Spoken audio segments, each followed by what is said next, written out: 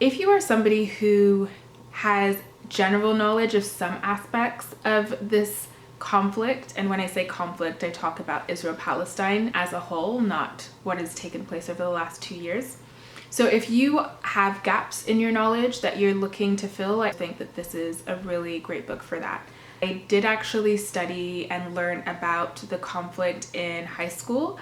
I had a history class where we looked at Israel and Palestine. So I was aware of the Balfour Declaration and the Nakba in 1948 and things like the Six-Day War, but there were a lot of gaps in my knowledge. I wasn't as familiar, didn't know in as much detail things like the Oslo Accords, the First and Second Intifada. I hadn't really been following the transition from the PLO, who I was more familiar with, to organizations like Hamas. The best thing about it is it's extremely short. I listened to it as an audiobook and it was a 4-hour audiobook.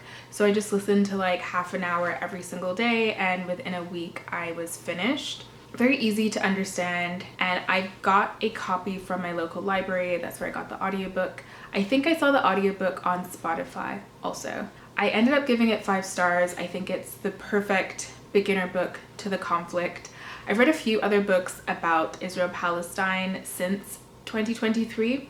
I've read The 100 Years' War on Palestine, and I've read On Palestine, and I've started a few other books also. I would say by far this is the #1 book I would recommend for people who are looking for an introductory understanding of the conflict. The second book I finished last week was Supremacy by Parmi Olson.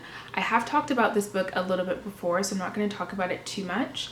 I ended up giving it 4 stars. I actually felt like even though it was 9 hours, it still felt very long. So I don't think I will ever read Empire of AI, at least not from beginning to end. There are some things that I think were missing in this book. Like, there wasn't a lot of talk about the environmental impacts of these data centers that are being used for AI.